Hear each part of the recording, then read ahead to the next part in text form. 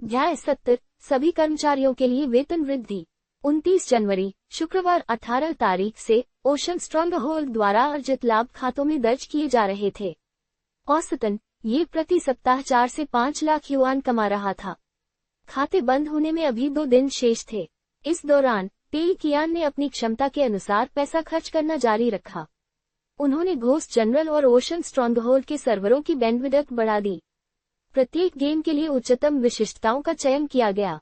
इसके अलावा पेई कियान ने सबसे महंगी ग्राहक सेवा टीम भी खरीदी, जो सर्वश्रेष्ठ सेवा और ताइची 1 में सर्वश्रेष्ठ होने का दावा करती थी।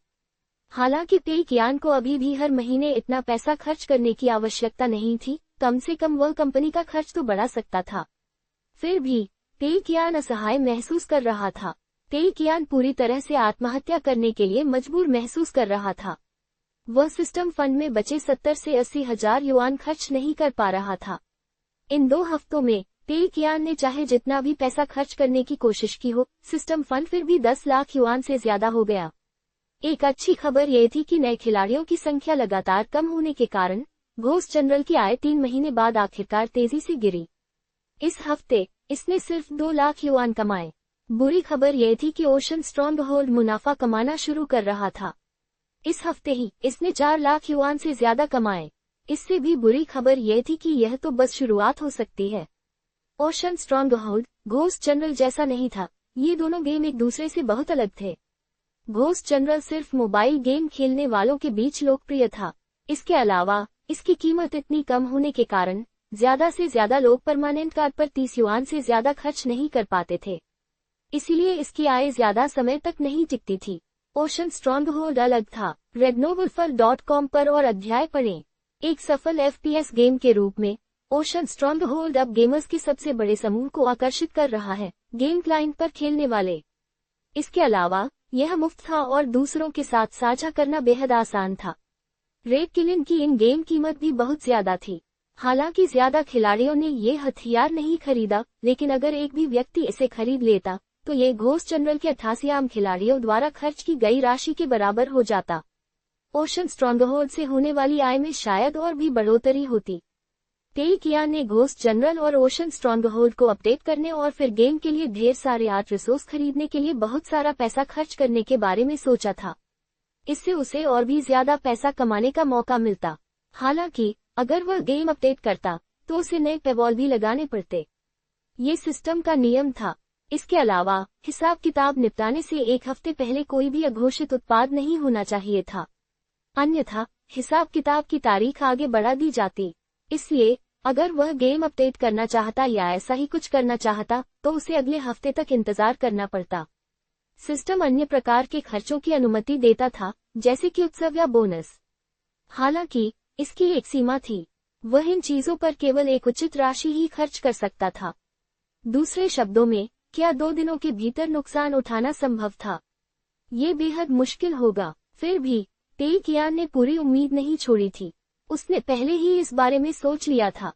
अब उसके पास केवल 2 विकल्प थे। पहला, वह सिस्टम फंड खर्च करना बंद कर दे और खाते बंद होने का इंतजार करे। इसका फायदा यह था कि वह लगभग 6,000 युआन अपनी निजी संपत्ति में ट्रांसफर कर सकता था। हालांकि नुकसान ये था कि सिस्टम फंड से अतिरिक्त धनराशि मिलने से पहले उसे लगभग 10 लाख युआन का लक्ष्य हासिल करना था। अब सिस्टम फंड में पहले से ही इतनी धनराशि थी। इसका मतलब था सिस्टम को अतिरिक्त धनराशि देने की कोई आवश्यकता नहीं होगी।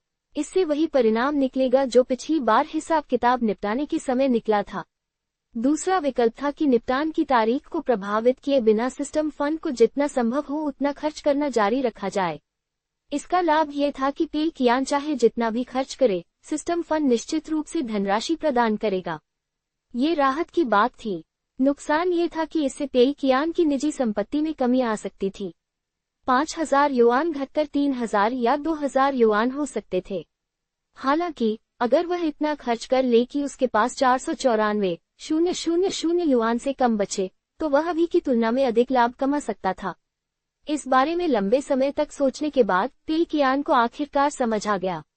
उसे खर्च करना जारी रखना होगा। अब वह ऐसा कैसे करेगा? उसे नए तरीके सोचने होंगे। समय के साथ पेई कियान सिस्टम के बारे में और अधिक समझने लगा। सिस्टम के नियमों के अनुसार सिस्टम फंड का उपयोग केवल कंपनी के रखरखाव और प्रबंधन के लिए किया जा सकता था। दूसरी ओर निजी संपत्ति खर्च करने पर कोई सीमा नहीं थी। फिर भी सिस्टम फंड के उपयोग का भी कोई निश्चित तरीका नहीं था। तेई कियान निर्धारित नियमों और सीमाओं के भीतर जो चाहे कर सकता था। उदाहरण के लिए एक साधारण भोजन ही ले लीजिए। जब तेई कियान खुद खाना खा रहा होता था या अपने दोस्तों को खाना खिला रहा होता था तो वह सिस्टम फंड का इस्तेमाल नहीं कर सकता था। हालांकि जब वह कर्मचारियों के लिए कोई मिलन समारोह आयोजित करता था तो वह सिस्टम फंड का इस्तेमाल कर सकता था। फिर भी वह बार बार मिलन समारोह आयोजित नहीं कर सकता था। वह हर भोजन को कार्यालय की सभा में नहीं बदल सकता था, नहीं वह निर्धारित सीमा से अधिक कर सकता था। उदाहरण के लिए उन्होंने एक दिन पहले ही कार्यालय में एक सभा की थी, इसलिए उन्हें उस दिन कोई और सभा करने की अनुमति नहीं थी जब तक कि कोई उचित कारण न हो। ये ठीक वैसे ही कारण थे जैसे तेई कियान ने पहले बताए थे, ज्ञान का आदान प्रदान, किसी नए गेम के अनुसंधान और विकास का जश्न मनाना आदि। ये सभी वैध कारण थे। इस मामले में तेई कियान का प्रदर्शन अपेक्षाकृत अच्छा था। नियमों के उल्लंघन और सिस्टम फंड के उपयोग पर प्रतिबंध का निर्णय पूरी तरह से परिस्थितिजन्य था। कई चीजों पर कोई सख्त प्रतिबंध नहीं था। कभी कभी अगर किसी बात को खास तरीके से पेश किया जाए तो वह कथित तौर पर प्रतिबंधित काम भी कर सकता था। इसी तरह उसने किराए के घर और कार के साथ साथ खरीदे गए महंगे सूट और एलियनवेयर के लिए भी बहाने बनाए। उसने अपनी निजी इच्छाओं को कंपनी की जरूरतों में बदलने के तरीके खोज लिए। बेशक ये बहाने हर हाल में कारगर नहीं थे। क्या तेई कियान हजारों युआन के स्पोर्ट्स शूज खरीदना चाहता था? क्या उसे अपने पसंदीदा गायक के कॉन्सर्ट के टिकट चाहिए थे? क्या वह महंगे कॉस्मेटिक्स या महंगी स्पोर्ट्स कार खरीदना चाहता था? क्या वह किसी महिला एंकर को टिप देना चाहता था? चूंकि वह इनमें से कोई भी काम कंपनी के नाम पर नहीं कर सकता था, इसलिए सिस्टम उसे सिस्टम फंड से भुगतान करने की अनुमति नहीं देता था। अब तेई कियान के पास सिस्टम फंड में 1100,000 युआन थे। उसने एक पल सोचा और फिर जितना हो सके उतना खर्च करने का फैसला किया। पिछली बार जब हिसाब किताब हुआ था तब तेई कियान असहाय था क्योंकि वह अकेला था। अब हालात अलग थे। उसके पास उसके प्यारे कर्मचारी थे। तेई कियान ने पहले ही एक विस्तृत योजना बना ली थी। इसे पक्का करने के बाद तेई कियान ने असिस्टेंट शिन को अपने ऑफिस में बुलाया। क्या आपने वेतन मानकों में बदलाव किया है? तेई कियान ने पूछा। शिन हेलू ने सिर हिलाकर कहा, जी हाँ बॉस तेई, मैंने आपके निर्देशों के अनुसार सब कुछ कर लिया है। सबसे पहले मैंने सभी कर्मचारियों के वेतन में उनके पद के अनुसार समायोजन किया है। सुपरवाइजर का वेतन 60% बढ़ा दिया गया है और बाकी सभी का वेतन 30% बढ़ा दिया गया है। इसके अलावा मैंने प्रोजेक्ट बोनस सिस्टम भी लागू कर दिया है। गेम से होने वाले शुद्ध मुनाफे का 15% हिस्सा गेम के अनुसंधान और विकास में शामिल सभी कर्मचारियों को प्रोजेक्ट बोनस के रूप में वितरित किया जाएगा। हमने कर्मचारी कल्याणकारी लाभ भी जोड़े हैं। हर महीने प्रत्येक कर्मचारी को 1000 युआन का शॉपिंग कार्ड मिलेगा। तेई कियान ने सिर हिलाते हुए कहा, बहुत बढ़िया। वेतन वृद्धि से लेकर प्रोजेक्ट बोनस तक ये सभी खर्च सिस्टम द्वारा उस समय अनुमत अधिकतम सीमा तक थे। तेई कियान कर्मचारियों को और भी अधिक पैसा देना चाहते थे, लेकिन सिस्टम ने इसकी अनुमति नहीं दी। यही उनके लिए सबसे अच्छा विकल्प था।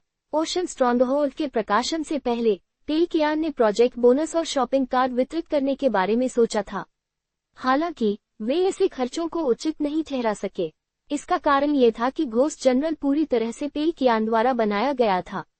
घोस्ट जनरल से अर्जित मुनाफे को हुआंग सिबो और अन्य लोगों में वितरित करना उनके लिए किसी भी तरह से उचित नहीं था। हालांकि इस बार स्थिति अलग थी। ओशन स्ट्रॉन्गहोल्ड हुआंग सिबो, बाओजू और डिजाइन टीम द्वारा बनाया गया था। उन्होंने इस गेम के लिए जी तोड़ मेहनत की थी। तेई कियान के लिए बोनस बांटना बिल्कुल उचित होता।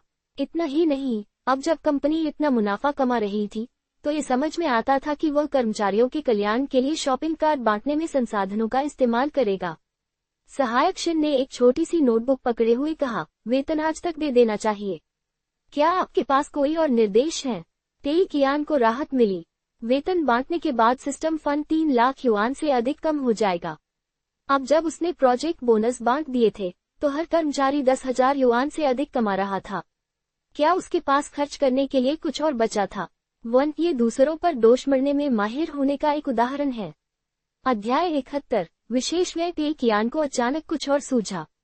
रुको, मुझे एक और विचार आया।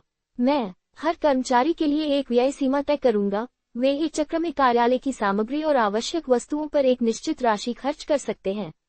सटीक राशि के बारे में एन, हर 3 महीने में एक चक्र, हर कर्मचारी को 3,500 युआन की व्यय सीमा मिलेगी। तेई कियान वास्तव में इस पर विचार नहीं कर रहे थे, वे सिस्टम का परीक्षण कर रहे थे। यदि चक्र 3 महीने से कम होता और व्यय राशि 3,500 से अधिक होती, तो सिस्टम इसकी अनुमति नहीं देता। शिन हेलू को यह थोड़ा अस्पष्ट लगा। बॉस पे, वर्तमान में हम अपने कर्मचारियों के लिए प्रतिपूर्ति हेतु व्यय की कोई सीमा निर्धारित नहीं करते हैं। ओवरटाइम, टैक्सी शुल्क, व्यावसायिक यात्राएं आदि सहित सभी की पूरी प्रतिपूर्ति की जाती है। ये 3,500 विशेष रूप से किस बात को संदर्भित करता है? तेई कियान ने समझाया, इसे विशेष व्यय कहा जाता है। इस पैसे का उपयोग काम से संबंधित कुछ भी खरीदने के लिए स्वतंत्र रूप से किया जा सकता है। उदाहरण के लिए, क्या बाओजू को खेल पसंद नहीं है? इस पैसे का इस्तेमाल कुछ कार्ड या उपकरण खरीदने के लिए किया जा सकता है।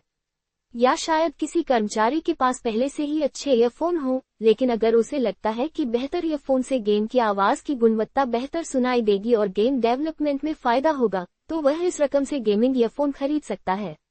शिन हेलू ने सिर हिलाते हुए कहा, अब समझ गई, बॉस पे। तेई कियान को भी हाल ही में यह बात समझ आई। हालांकि कुछ चीजें खर्च मानी जाती हैं, लेकिन सिस्टम में अलग अलग चीजों के लिए अलग अलग नियम थे। खर्चों की भरपाई का मूल निर्णय सभी कर्मचारियों के लिए एक जैसा था। उदाहरण के लिए, सभी कर्मचारी ओवरटाइम के लिए अपने टैक्सी किराए की पूरी रकम क्लेम कर सकते थे, ये सबके लिए एक जैसा था। जहां तक काम के कंप्यूटर की बात है, सबके पास मैकेनिकल कीबोर्ड और डुअल व्यू मॉनिटर आदि थे, सभी के पास पर्याप्त उपकरण थे। हालांकि कुछ विशेष अनुरोधों को सिस्टम स्वीकार नहीं करता था। उदाहरण के लिए, बाओजू ने कहा कि उसे एक खास गेम और उसके गेमप्ले का अनुभव करने के लिए पैसे खर्च करने होंगे। सिस्टम इस रकम को क्लेम करने की अनुमति नहीं देता था। या फिर अगर हुआंग सिबो कहता कि उसे 2,000 युआन का मैकेनिकल कीबोर्ड या 3,000 युआन के गेमिंग ईयरफोन चाहिए जो उसे अपने द्वारा विकसित किए जा रहे गेम का बेहतर अनुभव प्रदान करे, तो क्या इसकी अनुमति थी? सिस्टम इसे स्वीकार नहीं करता। ये थोड़े अटपटे कारण शुरू में सिस्टम द्वारा स्वीकार नहीं किए जाते थे। सिस्टम का हर किसी के काम को पूरा करने के लिए आवश्यक चीजों का एक अलग मापदंड था। तेई कियान के बॉस के तौर पर उच्च मानदंड थे, यहाँ तक कि उन्होंने एक उच्च श्रेणी का सूट भी खरीदा था। यह शायद मालिक या बॉस का विशेष अधिकार था। प्रतिबंधों की बात करें तो, बॉस होने के नाते मालिक खुद को वेतन नहीं दे सकता था। अन्य कर्मचारियों के लिए, वे केवल अपने काम के लिए आवश्यक खर्च ही ले सकते थे। ये बहुत तर्कसंगत था। यदि सिस्टम गेम खेलने के लिए पैसे खर्च करने या गेम खेलने के बेहतर अनुभव के लिए हाई-टेक ईयरफोन खरीदने जैसे खर्चों की अनुमति देता, तो तेई कियान आसानी से अपने सभी कर्मचारियों को घरेलू स्तर पर निर्मित पेवॉल वाले गेम खेलने और गेम में पैसे खर्च करने के लिए कहकर सिस्टम फंड को नुकसान पहुंचा सकता था। सिस्टम इतना मूर्ख तो नहीं था। हालांकि तेई कियान ने चतुराई से इसके प्रतिबंधों को दरकिनार कर दिया था। उन्होंने महसूस किया कि सिस्टम में वास्तव में गैर जरूरी खर्चों के लिए एक निश्चित सीमा थी। शर्त ये थी कि यह असीमित नहीं हो सकता और एक सीमा निर्धारित करनी होगी।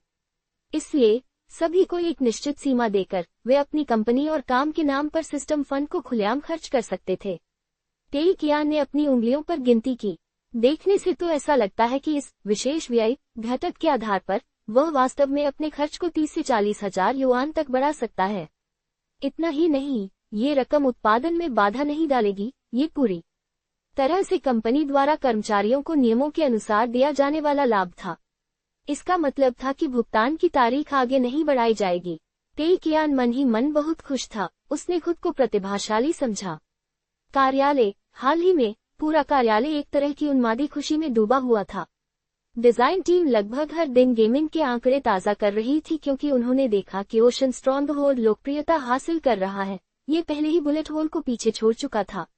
हालांकि हर कोई बुलेट होल के सटीक आंकड़े नहीं देख सकता था। आधिकारिक गेम प्लेटफॉर्म और अनुवर्ती अनुशंसाओं से पता चलता है कि बुलेट होल इस बार बुरी तरह से पिछड़ रहा था। ये दिन ब दिन और खराब होता जा रहा था। हालांकि बुलेट होल का शुल्क प्रारूप ओशन स्ट्रॉन्गहोल्ड से अधिक उचित था, लेकिन इसका कोई प्रभाव नहीं पड़ा। किसी गेम के लिए पैसा कमाना उसके शुल्क प्रारूप पर निर्भर नहीं करता, इसका पूरा ध्यान गेमर्स की संख्या पर था।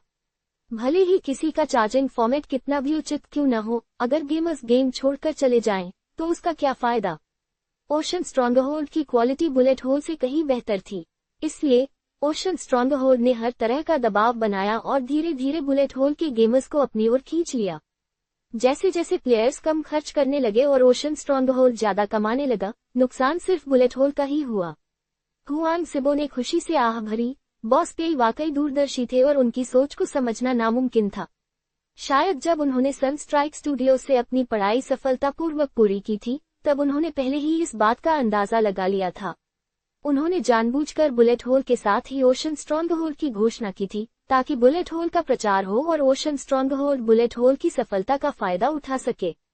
ये कितना कठोर कदम था, इसने बुलेट होल को पूरी तरह से बर्बाद कर दिया। दरअसल हर कोई यह जानने के लिए उत्सुक था कि अब सनस्ट्राइक स्टूडियोज में क्या चल रहा है, लेकिन किसी ने पूछने की हिम्मत नहीं की। अब पूछना शेखी बघारना और दिखावा माना जाता, नफरत पनपती और दुश्मन बन जाते। लेकिन दूसरे नजरिए से देखें तो अगर वे नहीं भी पूछते तो भी सनस्ट्राइक स्टूडियोज के मन में उनके लिए नफरत बहुत ज्यादा होती। छोड़ो, जब पैसा कमा लिया गया है तो इन सब बातों के बारे में सोचने का कोई मतलब नहीं। हुआंग सिबो यही सोच रहे थे कि उनके फोन पर मैसेज आया। उन्होंने देखा और यह उनकी सैलरी के बारे में एक मैसेज था। क्या इतनी ज्यादा क्यों है? हुआंग सिबो के मन में एक बड़ा सवालिया निशान खड़ा हो गया। दरअसल उसने इस महीने ओवरटाइम नहीं किया था और सही मायने में उसे ओवरटाइम से इतनी कमाई नहीं होनी चाहिए थी।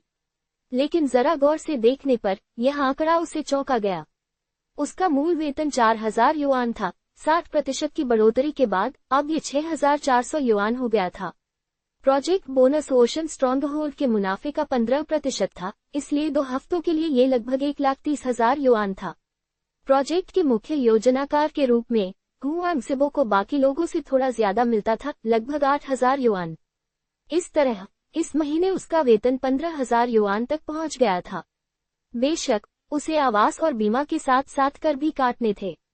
फिर भी वर्ष 2010 के लिए उसका मासिक वेतन 10,000 युआन से ज्यादा होना ऐसी बात थी जिस पर वह गर्व से बाहर जाकर डींग मार सकता था। इसके अलावा जैसे जैसे ओशन स्ट्रॉन्गहोल्ड की लोकप्रियता बढ़ती गई और खेल से होने वाली आय में वृद्धि हुई, हुआंग सिबो का बोनस भी बढ़ता गया। अगर वह इस हिसाब से हिसाब लगाता तो अगले महीने उसकी तनख्वाह और भी बढ़ सकती थी। जिस प्रोजेक्ट की जिम्मेदारी उसे सौंपी गई थी वह अच्छा चल रहा था और बॉस पेई ने उदारतापूर्वक बोनस भी दिया था। ये तो दोहरी खुशी और सौभाग्य की बात थी। लेकिन बात यही खत्म नहीं हुई। शिनहेलू दफ्तर में दाखिल हुई और शॉपिंग गिफ्ट कार्ड बांटने लगी। हर किसी को हल्के सुनहरे रंग का शॉपिंग गिफ्ट कार्ड मिला। उस पर जंझौ शहर के सबसे बड़े शॉपिंग कॉम्प्लेक्स का लोगो बना हुआ था। सबको बांटने के बाद शिनहेलू दफ्तर के बीचों बीच आए, हल्की सी मुस्कान के साथ बोली, अपने हाथों में मौजूद इस गिफ्ट कार्ड को खोना मत, इसमें हर महीने 1000 युआन जमा होंगे। आप शॉपिंग कॉम्प्लेक्स जाकर कुछ रोजमर्रा की जरूरत का सामान खरीद सकते हैं। इसके अलावा आज से बॉस पेई ने एक नई विशेष खर्च प्रणाली शुरू की है। हर तिमाही में कंपनी इन विशेष खर्चों के लिए 3500 युआन तक की प्रतिपूर्ति करेगी। इसमें निम्नलिखित शामिल है। सहायक शिन ने सरल शब्दों में विशेष खर्च के बारे में और इसकी सीमाओं के बारे में बताया। उदाहरण के लिए गेम खेलने के लिए पैसे देना भी इसमें शामिल था।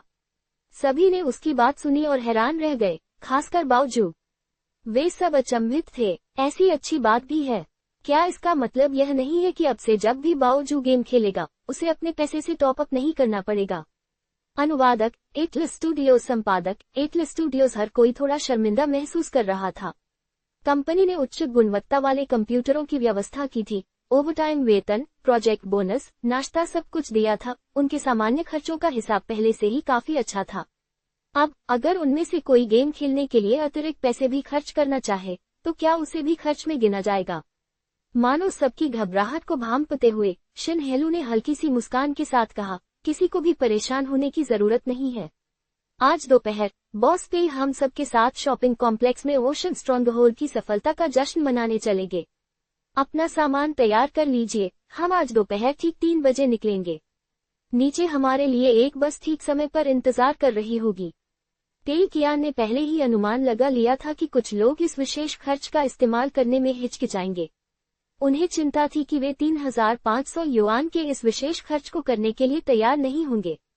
इसलिए वो आज सबको शॉपिंग कॉम्प्लेक्स ले जा रहे थे। ताकि वे अपने गिफ्ट कार्ड और विशेष खर्च की सारी रकम खर्च कर दें।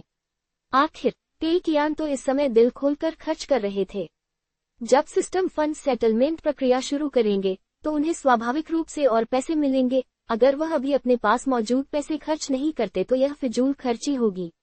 उन्होंने मोटे तौर पर हिसाब लगाया था। सिस्टम फंड्स में लगभग 1 लाख युआन थे।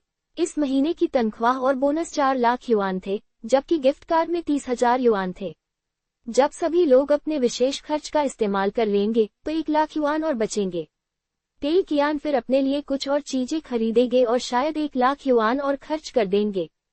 इस तरह बेहिसाब खर्च के बाद नुकसान होने की पूरी उम्मीद थी। दुर्भाग्य से उन्होंने शुरुआत में ही किराया और अन्य बिजली पानी के बिल और शुल्क चुका दिए थे। महीने का बकाया था और वह अगले महीने का अग्रिम भुगतान नहीं कर सकता था। टेई कियान हिसाब लगाते लगाते खुश होता गया। उसने फैसला किया कि वह सबके साथ शॉपिंग कॉम्प्लेक्स में जमकर खरीदारी करेगा। मेरे लिए सबको पूरे 3,500 युआन खर्च करने होंगे, 1 पैसा भी नहीं बचना चाहिए। दोपहर 3 बजे सब लोग बस में चढ़े और शॉपिंग मॉल पहुंचे। बस से उतरने के बाद टेई कियान ने सबका ध्यान खींचने के लिए हल्की से ताली बजाई। ओशन स्ट्रॉन्गहोल्ड की सफलता और सबकी मेहनत का जश्न मनाने के लिए मैंने सबको एक मुफ्त शॉपिंग ट्रिप का इनाम देने का फैसला किया है। 1,000 युआन का शॉपिंग गिफ्ट कार्ड खर्च करना होगा, साथ ही 3,500 युआन का विशेष खर्च भी। जब तक कोई इसे पूरा खर्च नहीं कर देता तब तक किसी को भी जाने की अनुमति नहीं है।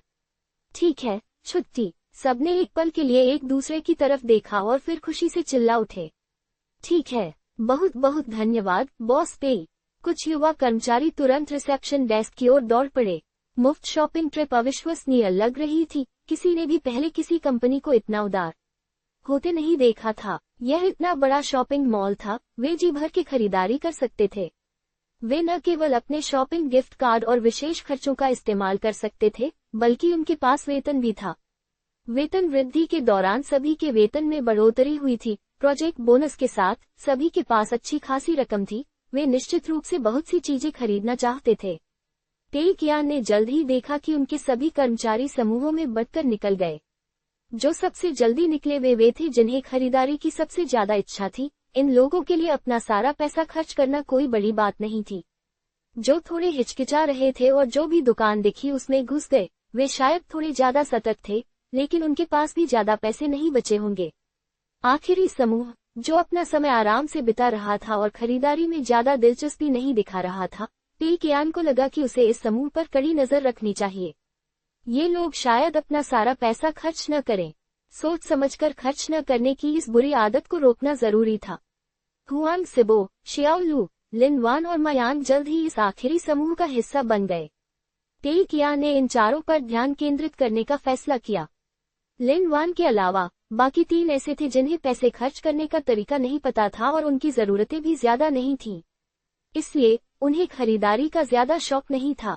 लिन वान की बात करें तो उसे सच में लगता था कि उसके पास किसी चीज की कमी नहीं है। अगर किसी चीज की कमी होती तो वह उसे कब की खरीद चुकी होती और अब तक इंतजार नहीं करती। उसके लिए टेई कियान पर नजर रखना पैसे खर्च करने से ज्यादा जरूरी था। लिन वान ने सोचा कि एक बॉस के तौर पर टेई कियान वाकई बहुत खास हैं।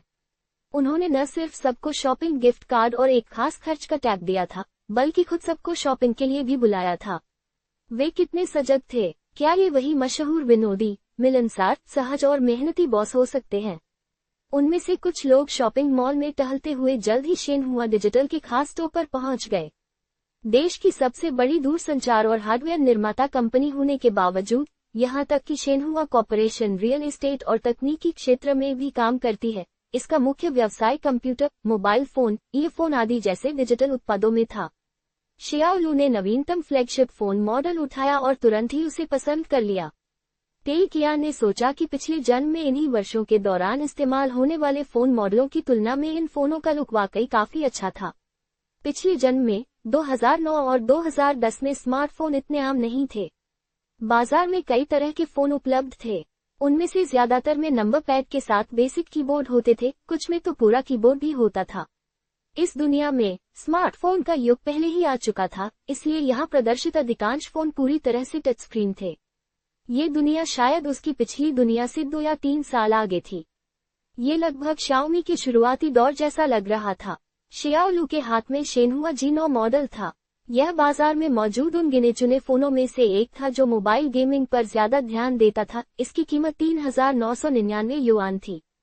ध्यान से देखने के बाद शियाओलू ने चुपचाप फोन नीचे रख दिया। तेई कियान अब खुश नहीं था। क्या हुआ, तुम्हें पसंद नहीं आया? तेई कियान ने पूछा। शियाओलू ने जल्दी से जवाब दिया, अरे नहीं, बस मुझे लगता है कि मेरा मौजूदा मोबाइल फोन 1 साल और चल जाएगा। और ये थोड़ा महंगा है, थोड़ा महंगा। अपने विशेष खर्च का इस्तेमाल करो। तेई कियान ने कहा। अरे बॉस तेई, इसे भी विशेष खर्च में इस्तेमाल किया जा सकता है। शियाओलू थोड़ा हैरान था। इस मोबाइल फोन को खरीदने का काम से क्या लेना देना है? तेई कियान ने सिर हिलाया। क्यों नहीं? किसने कहा कि हम भविष्य में मोबाइल गेम विकसित नहीं करेंगे? हम घोस्ट जनरल का नया संस्करण भी निकाल सकते हैं, है ना? परीक्षण के तौर पर एक नया गेमिंग मोबाइल फोन खरीदने में क्या बुराई है? अरे, शियाओलू कुछ बोल नहीं पाया। विशेष खर्च की सीमा 3,500 युआन है। अगर आप शॉपिंग गिफ्ट कार्ड से 499 का इस्तेमाल करते हैं, तो क्या यह अच्छा नहीं होगा? शियाओलू ने पलकें झपकाईं। लेकिन इसमें हिचकिचाहट की क्या बात है? क्या आप इसे नहीं चाहते? आपका मौजूदा जी6 2 साल पुराना मॉडल है। ये लगभग क्रैश होने ही वाला है ना? मुझे लगता है कि इस फोन के इस्तेमाल से आपकी कार्यकुशलता में कमी आई है। अगली बार अगर मुझे किसी काम से आपको बुलाना पड़े और आपका फोन हैंग हो जाए, तो क्या इससे हमारे काम में बाधा नहीं आएगी? अपने काम के लिए इसे बदल लीजिए, तेई कियान ने सख्ती से कहा। शियाओलू ने बस सिर हिलाकर कहा, ठीक है बॉस तेई। वह थोड़ा भावुक हो गया और मेज से एक नया बिना सील वाला फोन उठाकर बिल चुकाने चला गया। याद रखना, अपने क्रेडिट कार्ड से 3,500 और शॉपिंग गिफ्ट कार्ड से 499 का इस्तेमाल करना, फिर रसीद असिस्टेंट शिन को दे देना ताकि वो उसे खर्च में जोड़ दे। अपनी तनख्वाह खर्च मत करना। शियाओलू को भुगतान करने जाते देखते ही कियान थोड़ा असंतुष्ट था। उसने हुआंग सिबो की ओर देखा और पूछा, मुझे लगता है अब तुम्हारा मोबाइल फोन भी बदलने का समय आ गया है ना? हुआंग सिबो ने जल्दी से इशारा करते हुए कहा, नहीं बॉस तेई, मैंने इसे 2 महीने पहले ही बदला था, लेकिन तुम्हारा मोबाइल फोन तो लाइट वर्जन है। ये तो डिजिटल कचरे जैसा है, तुम्हें पता है ना? तेई कियान ने एक नजर डाली और तुरंत समझ गया कि ये कौन सा मॉडल है। सच में इसकी कोई जरूरत नहीं है बॉस तेई, मुझे और भी चीजें खरीदनी हैं। हुआंग सिबो ने एक बार फिर मना कर दिया। तेई कियान ने सिर हिलाया। चूंकि हुआंग सिबो को और भी चीजें खरीदनी थी, इसलिए तेई कियान इंतजार करने को तैयार था। उसने लिनवान की तरफ देखा। तभी लिनवान ने अपना बायां हाथ उठाया और अपने हाथ में शेनहुआ M10 मॉडल दिखाया। यह बाजार का सबसे नया फ्लैगशिप मोबाइल फोन था। सबसे सस्ते मॉडल की कीमत भी 5,000 युआन से ज्यादा थी। इसके अलावा लिनवान का मोबाइल फोन काफी खास लग रहा था। यह जरूर कोई हाई स्पेक फोन होगा। लिनवान ने कहा, बॉस तेई, इस दुकान में मुझे लगभग सब कुछ मिल जाता है। तेई कियान, अमीर दूसरी पीढ़ी के वारिस सच में अपनी मनमर्जी कर सकते हैं। लिनवान वाकई कुछ अलग ही है। अनुवादक, एटल स्टूडियो संपादक, एटल स्टूडियोज। तेई कियान ने दुकान में चारों ओर नजर घुमाए और ईयरफोन की जगह पर पहुंच गई। मा यांग, मुझे याद है कि तुम्हारे ईयरफोन सड़क किनारे की दुकान से सिर्फ 20 युआन से कुछ ज्यादा में मिले थे। तेई कियान ने मा यांग की ओर देखा। तस बॉस तेई, सड़क किनारे की दुकान से मिली चीज होने के बावजूद काफी काम की है। मा यांग ने तुरंत कहा, क्योंकि वह दूसरों के सामने तेई कियान के साथ अपने रिश्ते का खुलासा नहीं करना चाहता था। वह कैसे ठीक हो सकती है? सड़क किनारे की दुकान से मिली चीज तो बस वही होती है, वह ठीक नहीं हो सकती। यह नया मॉडल है, इसकी कीमत 2,999 है, इसे ले लो। ये 10,000 से कम है और काफी अच्छी है। तेई कियान ने तुरंत ईयरफोन मा यांग को थमा दिया। मा यांग हैरान रह गया और बोला, ओह बॉस तेई, लेकिन मेरा मौजूदा काम ईयरफोन से जुड़ा नहीं है। मा यांग अब डिजाइन टीम में तरह तरह के काम कर रहा था। असल में उसे कभी कभार फॉर्म भरने पड़ते थे, एडिटिंग सॉफ्टवेयर इस्तेमाल करना पड़ता था या संसाधनों के लिए कुछ अनुरोध करने पड़ते थे। उसका काम ईयरफोन से ज्यादा जुड़ा हुआ नहीं था। तेई कियान ने इस बारे में सोचा और कहा, यह अगली बार के काम के लिए तैयारी है। आपको शायद सब कॉन्ट्रैक्टरों से ज्यादा बातचीत करनी पड़े और संगीत और साउंड इफेक्ट्स के बारे में अनुरोध करने पड़े। अच्छे ईयरफोन के बिना जब वे संगीत और साउंड इफेक्ट्स देंगे, तो क्या होगा अगर आप ये भी न बता पाएं कि वे अच्छी क्वालिटी के हैं या नहीं?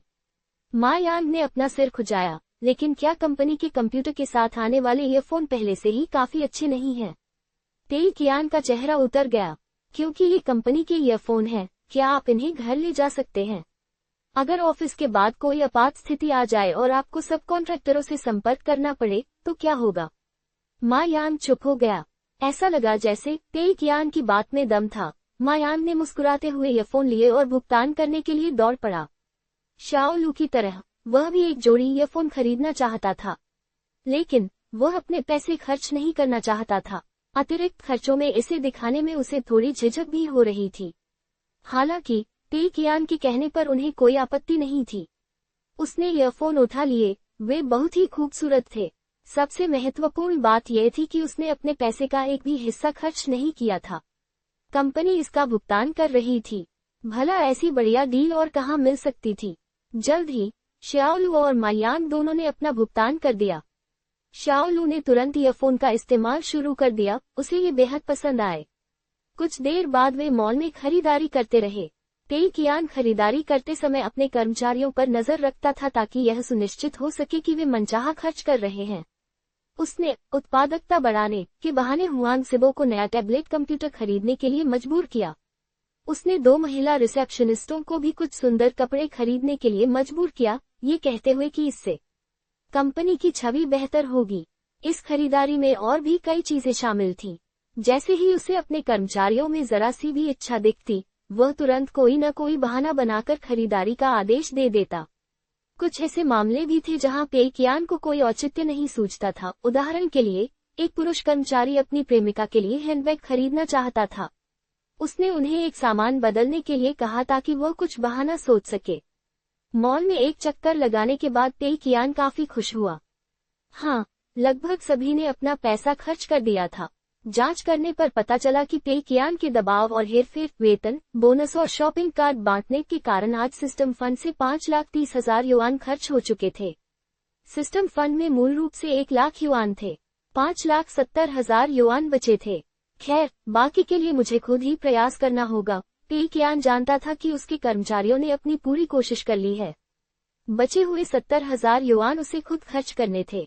इन 70,000 युआन को खर्च करने के बाद खर्च किया गया हर एक अतिरिक्त पैसा 1:1 के अनुपात में उसकी निजी संपत्ति में परिवर्तित हो सकता था। यह इस लंबी यात्रा का अंतिम चरण था। उसे इसे एक ही झटके में पूरा करना था। तेई कियान सबसे पहले एक उच्च श्रेणी के सूट की दुकान पर गया और जानबूझकर जेसी से बचता रहा, जो अभी कुछ खरीदने आया था। हालांकि वह जल्द ही चुपचाप चला गया। सिस्टम ने खरीदारी अस्वीकार कर दी थी। तेई कियान ने शायद पिछली बार बहुत सारे सूट खरीद लिए थे और सिस्टम को लगा कि अब उसके पास खर्च करने की क्षमता नहीं है। इसके बाद तेई कियान एक रोलेक्स की दुकान पर गया, जहां वह एक घड़ी खरीदना चाहता था। इस बार सिस्टम ने उसे सीधे तौर पर अस्वीकार नहीं किया। हालांकि तेई कियान ने सबसे महंगी घड़ी से शुरुआत की, जिसकी कीमत 2 लाख युआन से अधिक थी, और धीरे धीरे कम कीमत वाली घड़ियों की ओर बढ़ता गया। आखिरकार सिस्टम ने उसे केवल सबसे शुरुआती मॉडल, जिसकी कीमत 40,000 युआन थी, खरीदने की अनुमति दी। हालांकि यह भी एक रोलेक्स घड़ी थी, लेकिन ये बहुत सस्ती थी। तेई कियान को थोड़ा दुख हुआ, लेकिन चूंकि 40,000 युआन भी आखिर बड़ी रकम थी, इसलिए उसने इसे खरीदने का फैसला किया। कहावत है, रोलेक्स पहनने से जिम्मेदारी बढ़ती है। तेई कियान ने सोचा कि खुद बॉस होने के नाते उसकी जिम्मेदारियां सबसे भारी थी। ये स्वाभाविक था कि उसने $2 लाख की घड़ी पहनी थी। हालांकि ये स्पष्ट था कि व्यवस्था इससे सहमत नहीं थी और मानती थी कि तेई कियान की कीमत केवल $40,000 है। तेई कियान को बहुत दुख हुआ। वह खरीदारी करता रहा। चूंकि वह एक अच्छी घड़ी भी नहीं खरीद सका, इसका मतलब था कि व्यवस्था उसे अपने काम से संबंधित न होने वाली अन्य चीजें, जैसे महंगे इत्र और पुरुषों के स्वास्थ्य पूरक आदि खरीदने की अनुमति नहीं देगी। हालांकि तेई कियान घबराया नहीं। लगभग 40,000 युआन खर्च करने के बाद अब वह काफी आत्मविश्वास से भरा हुआ था। उसे हिम्मत जुटानी ही थी। खर्च के चरण को पार करने का यह आखिरी मौका था। लिन वान, हुआंग सिबो और अन्य लोग अपने खरीदारी लक्ष्य तक पहुंच चुके थे। तेई कियान के साथ घूमते हुए और दुकानों के बाहर से सामान देखते हुए वे चुपचाप अपने बॉस पेई को देख रहे थे। खासकर लिन वान, जो बॉस पेई जो कुछ भी खरीद रहे थे उसमें बहुत दिलचस्पी ले रही थी। हालांकि कुछ देर देखने के बाद उसे एहसास हुआ कि बॉस पेई के बारे में उसकी पिछली राय गलत थी। बॉस पेई अपनी निजी जिंदगी में इतने कंजूस थे। लिन वान को साफ दिख रहा था कि पेई कियान वाकई कुछ चीजें खरीदना चाहता था, जैसे कि जी से शुरू होने वाले उस ब्रांड का वो क्लासिक शानदार परफ्यूम बॉक्स। उसकी कीमत 1000 युआन से भी ज्यादा थी, क्योंकि बॉस पेई उसे खरीदने के लिए काफी उत्सुक थे। लेकिन एक नजर डालने के बाद उन्होंने उसे वापस रख दिया। और वो कस्टम मेड सूट, बॉस पेई ने उसे कुछ देर पहनकर देखा था, वो बहुत अच्छा और फिटिंग का लग रहा था। उसकी कीमत 10,000 युआन से थोड़ी ज्यादा थी, फिर भी उन्होंने उसे नहीं खरीदा। और रोलेक्स घड़ी भी, बॉस पेई ने 2 लाख की रेंज वाली घड़ियों से शुरुआत की और आखिर में सबसे सस्ता एंट्री लेवल मॉडल चुना, जिसकी कीमत सिर्फ 40,000 के आसपास थी। बॉस पेई जैसे इतने सफल बॉस के लिए वो सिर्फ एक एंट्री लेवल रोलेक्स पहनते हैं। लिन वान वाकई हैरान थी। पेई कियान खरीदारी करता रहा और इधर उधर से चीजें खरीदता रहा। सिस्टम ने उसे जो भी खरीदने से रोका, उसे छोड़ना ही पड़ा। सिस्टम ने जो भी अनुमति दी, उसने सब कुछ ले लिया। हालांकि इसके बावजूद पेई कियान वास्तव में ज्यादा चीजें नहीं खरीद पाया। सिस्टम की पाबंदियां बहुत ज्यादा थीं। 7,000 से कुछ ज्यादा कीमत का एक बेबीलोन फाउंटेन पेन, 3,000 से कुछ ज्यादा कीमत का जी ब्रांड का एक सोने का बेल्ट, 20,000 से कुछ ज्यादा कीमत का एक बिजनेस ब्रीफकेस। कुछ चीजें बहुत महंगी थी, कुछ मध्यम श्रेणी की। उसकी सारी खरीदारी सिस्टम की पाबंदियों से बंधी हुई थी। पेई कियान का काम दी गई सीमाओं के भीतर सबसे अच्छी चीजें खरीदना था। कुछ और खरीदारी करने के बाद पेई कियान को एहसास हुआ कि उसके पास खरीदने के लिए कुछ भी नहीं बचा है। हिसाब लगाने के बाद हालांकि पेई कियान को लगा कि उसने काफी सामान खरीदा है, लेकिन असल में उसके हाथों में उतने बैग नहीं थे। सब कुछ का कुल खर्च 73,000 था। उसने 3,000 युआन का नुकसान सफलतापूर्वक कर लिया था। पेई कियान बहुत खुश था। यह एक ऐतिहासिक कदम था। यह उस फिजूल खर्ची का नतीजा था जो मुझे सबसे अच्छा नहीं चाहिए, मुझे सबसे महंगा चाहिए कि लंबे समय से चले आ रहे सफल सिद्धांत के अनुरूप थी। आगे का सारा खर्च बिना किसी शर्त के उसकी निजी संपत्ति में बदल जाएगा। हालांकि पेई कियान की मुस्कान उसके कर्मचारियों की नजरों में अलग थी। लिन वान बहुत भावुक थी। ओशन स्ट्रॉन्गहोल्ड इतना सफल रहा था, एक अनुमान के अनुसार बॉस पेई शायद महीने में 2 मिलियन से अधिक कमाते होंगे। फिर भी वे इतने कंजूस। उपन्या अध्याय 74। अनुवादक एटलस स्टूडियोज। संपादक एटलस स्टूडियोज। लिन वान ने देखा कि बॉस पेई निजी इस्तेमाल की चीजें बेचने वाले कुछ ब्रांडों के पास से गुजरे, वे अंदर तक नहीं गए। उन्होंने 1000 युआन से ज्यादा कीमत का परफ्यूम का गिफ्ट बॉक्स भी नहीं खरीदा। इतना ही नहीं, बॉस पेई ने काम से जुड़ी चीजें ही खरीदी। यहाँ तक कि उन्होंने जो बटुआ और ब्रीफकेस खरीदा था, वो भी व्यावसायिक बैठकों के लिए उपयुक्त थे। कुल मिलाकर उन्होंने 1 लाख युआन भी खर्च नहीं किए। लिन वान बहुत हैरान थी, उसके बॉस का आत्मनियंत्रण कितना मजबूत था। उसने मन ही मन सोचा कि अगर कोई और होता जो 2 मिलियन नहीं, रुकिए 1 मिलियन कमाई करता, तो वह शायद हजारों युआन के कपड़े, बटुए और घड़ियां जैसी चीजों पर दिल खोलकर खर्च करता। लेकिन बॉस पेई ने 1 लाख युआन भी खर्च नहीं किए। वे संतुष्ट भी दिख रहे थे। ये वाकई बहुत प्रभावशाली था। ये सोचकर कि बॉस पेई हमेशा काम करने की स्थितियों, वेतन और बोनस देने के मामले में बहुत उदार रहे हैं, यह अब जो उसने देखा उससे बिल्कुल अलग था। लिन वान, हुआन सिबो और उनके साथियों की आंखें थोड़ी नम हो गईं। उनका बॉस कितना नेक है। पेई कियान ने तो सबकी प्रतिक्रिया पर बिल्कुल ध्यान ही नहीं दिया। वह अब भी सोच रहा था कि और क्या क्या खरीद सकता है। अब जब उसे नुकसान होने लगा था, तो अब जितना भी खर्च करता, वो उसका निजी फायदा ही होता। इतना ही नहीं, वह मॉल का एक पूरा चक्कर लगा चुका था। सिस्टम ने उसे जो भी खरीदने से नहीं रोका था, उसने लगभग सब कुछ खरीद लिया था। बाकी सब लोगों की खरीदारी भी लगभग खत्म हो चुकी थी। सब लोग शॉपिंग बैग से भरे हाथों और चेहरों पर बड़ी मुस्कान लिए पहली मंजिल के हॉल में इकट्ठा हो गए थे। पैसे देकर खरीदारी करना हमेशा इतना अच्छा लगता है। हालांकि पेई कियान ऐसे ही हार मानने को तैयार नहीं था। आखिरकार उसे नुकसान तो हुआ था, लेकिन सिर्फ 3,000 युआन से थोड़ा ज्यादा। वह अब हार मानने को तैयार नहीं था। उसकी आंखों में चमक थी और उसने शिनहेलू की तरफ देखा। मैं अपने एक दोस्त के लिए कुछ तोहफे खरीदना चाहता हूँ, जो खुद भी बॉस है। कोई सुझाव? उद्धरण चिन्ह। वह सीधे सीधे यह नहीं कह सकता था कि ये तोहफे उसके लिए हैं। ये बहुत अजीब लगेगा और संदेह पैदा कर देगा। तब हर कोई सोचेगा, अगर यह खुद के लिए होता, तो पेई कियान जो चाहे खरीद सकता था, उसे दूसरों से पूछने की क्या जरूरत थी। हालांकि अगर वह कहता कि यह किसी दोस्त के लिए उपहार है, तो हर कोई कुछ न कुछ सुझाव देता, और पेकियान इस अवसर का उपयोग ये सोचने के लिए कर सकता था कि उसके पास अभी क्या कमी है या उसने क्या नहीं खरीदा है। शिनहेलू ने कुछ सुझाव देना शुरू किया और बाकी सब भी अपनी राय देने लगे। उन्होंने एक महंगा सूट, इत्र, घड़ी, फाउंटेन पेन आदि का सुझाव दिया। पेकियान अपना सिर हिलाता रहा। उसने इनमें से ज्यादातर चीजें पहले ही देख ली थी और जो खरीद सकता था खरीद ली थी, बाकी चीजें सिस्टम की वजह से नहीं खरीदी जा सकी। सभी ने सुझावों का एक दौर पूरा कर लिया था और उनके पास कहने के लिए कुछ और नहीं था। उन्हें समझ नहीं आ रहा था कि उपहार में और क्या दिया जा सकता है। तभी लिनवान ने अंदाजा लगाया, चश्मा कैसा रहेगा। पेकियान की आंखें चमक उठी। चश्मा। लिनवान ने सिर हिलाया और कहा, अगर तुम्हारा दोस्त कमजोर नजर वाला है तो तुम उसे चश्मा दे सकते हो। हालांकि इसके लिए तुम्हें पहले उसकी डिग्री जाननी होगी। अगर तुम्हें उसकी डिग्री नहीं पता या वह कमजोर नजर वाला नहीं है तो भी तुम उसे चश्मे का फ्रेम उपहार में दे सकते हो। एक अच्छा दिखने वाला चश्मा किसी के रुतबे को बढ़ाता है और दिखाता है कि उसे अच्छे कपड़े पसंद हैं। पेकियान लिनवान की बहुत तारीफ करना चाहता था। चश्मा, मैंने इसके बारे में क्यों नहीं सोचा। पेकियान को कमजोर नजर नहीं थी और उसे चश्मे की जरूरत भी नहीं थी, इसलिए उसने कितना भी सोचा हो उसे यह बात याद नहीं आई। अब सोचो तो सही, अपने लिए चश्मा खरीदना ठीक रहेगा।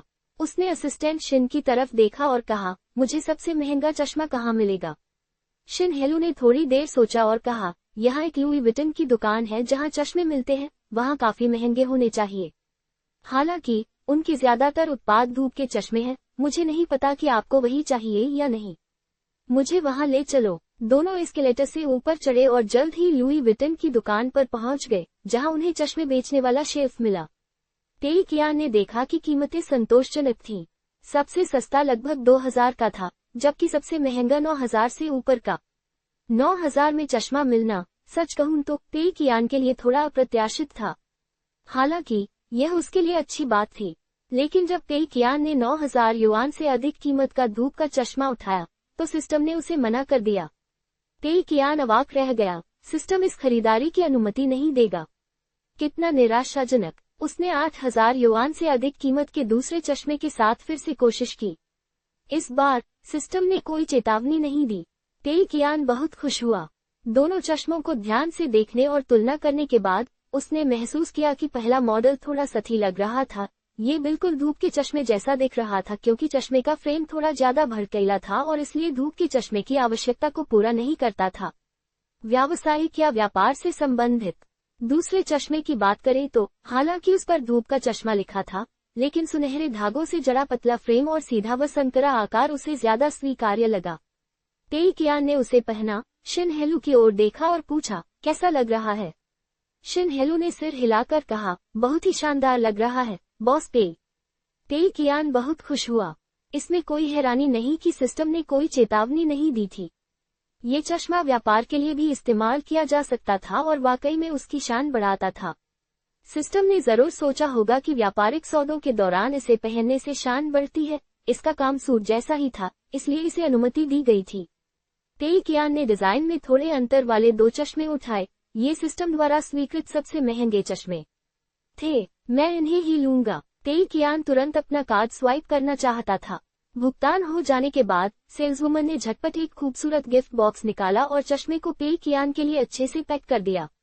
एक चश्मा पैक करने के बाद पेकियान ने उसे हाथ हिलाकर इशारा किया कि दूसरा पैक करने की जरूरत नहीं है, मैं इसे अभी पहनूंगा। पेकियान ने चश्मे का फ्रेम पहनते हुए उसके लेंस उतार दिए। उसने शीशे में देखा। वाह, वह वाकई ज्यादा क्लासी और अच्छे टेस्ट वाला लग रहा था। ठीक है, मैं इसे पहनूंगा। आखिर इसकी कीमत 8000 से ज्यादा थी। वह इसे यूं ही धूल जमा होने के लिए कैसे छोड़ सकता था। सिस्टम फंड्स को एक बार फिर चेक करने के बाद पेकियान बहुत संतुष्ट था। उसने अपनी पूरी कोशिश की और आखिरकार 20,000 से ज्यादा का नुकसान पहुंचाया। ये पेकियान का छोटा सा कदम था, लेकिन सिस्टम को हराने की दिशा में एक बड़ा कदम था। दोनों हॉल में लौट आए। सभी ने तुरंत बॉस पेई की छवि में कुछ बदलाव देखा। उनके पास सुनहरे धागों से जड़े चश्मे के फ्रेम थे। उनका रुतबा और भी बढ़ गया था। बॉस पेई कितने हैंडसम हैं। बॉस पेई ने अपने लिए भी एक चश्मा खरीदा है। कितना अच्छा लग रहा है। ये चश्मा तो बहुत महंगा होगा, कम से कम 1000 का तो होगा ही, है ना। अपने कर्मचारियों की तारीफों और चापलूसी को सुनकर पेकियान हल्के से मुस्कुराए। लेकिन अंदर ही अंदर उन्हें कोई फर्क नहीं पड़ा। चलिए अब हम सब अपने अपने रास्ते चलते हैं, आप लोग अपने टैक्सी का किराया ले सकते हैं। सप्ताहांत में आराम कीजिए। 31 तारीख को सिस्टम ने भुगतान शुरू कर दिया। पेई कियान के सामने एक स्क्रीन फिर से दिखाई दी। लेस देन धन रूपांतरण प्रणाली ग्रेटर देन लेस देन मालिक, पेई कियान ग्रेटर देन लेस देन लाभ रूपांतरण अनुपात 100:1।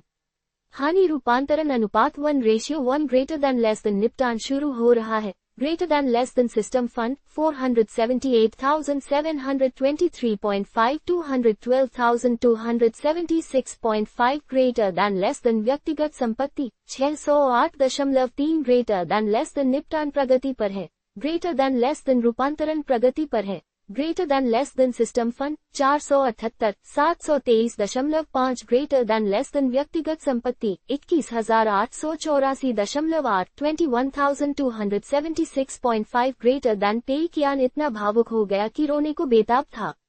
आखिरकार अपनी पूरी ताकत लगाने के बाद उसने आखिरकार 20,000 का नुकसान कर दिया। इन 20,000 को कम मत समझो, यह एक ऐतिहासिक पहला कदम था। नुकसान का ये छोटा सा कदम अंतिम सफलता की ओर एक बड़ा कदम था। जल्द ही स्क्रीन पर और भी डेटा प्रदर्शित हुआ। लेस देन अगला भुगतान 90 दिन बाद greater than less than system fund में राशि बढ़ाई जाएगी। लक्ष्य राशि 1 million greater than less than 521,276.5 की राशि बढ़ाई जा रही है। Greater than less than system fund में राशि बढ़ाने का कार्य पूरा हुआ।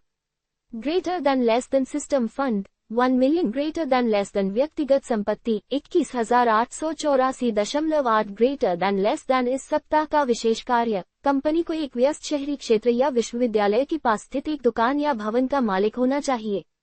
ग्रेटर देन लेस देन विशेष कार्य पूरा करने पर इनाम अंतिम परिवर्तित राशि से 10% अधिक ग्रेटर देन जैसा कि पेई कियान ने अनुमान लगाया था। इस बार सिस्टम फंड की कुल राशि 5 लाख से बढ़कर 10 लाख युआन हो गई है। यदि पेई कियान के सिस्टम फंड पहले 10 लाख युआन से अधिक होते तो शायद उन्हें इस बार राशि नहीं बढ़ाई जाती। पेई कियान ने जमकर खर्च किया और 4,70,000 युआन लुटा दिए। उन्होंने न सिर्फ अपनी निजी संपत्ति में 20,000 युआन जमा किए, बल्कि सिस्टम ने स्वचालित रूप से उसमें 10 लाख युआन भी जोड़ दिए। उन्हें मानो अचानक से बहुत फायदा हो गया। इसके अलावा पेई कियान ने गौर किया कि इस बार का हिसाब किताब पिछले लेन देन से काफी अलग था। इस बार चूंकि खाते में 10 लाख युआन जोड़ दिए गए थे, इसलिए पेई कियान को अब शून्य गिनने की जरूरत नहीं थी। साथ ही सिस्टम ने एक विशेष कार्य की घोषणा की। कंपनी को किसी भी प्रकार की दुकान या भवन का मालिक बनना था। यदि वह इस कार्य को पूरा कर लेते तो उन्हें मूल राशि पर 10% अतिरिक्त राशि हस्तांतरित की जाती।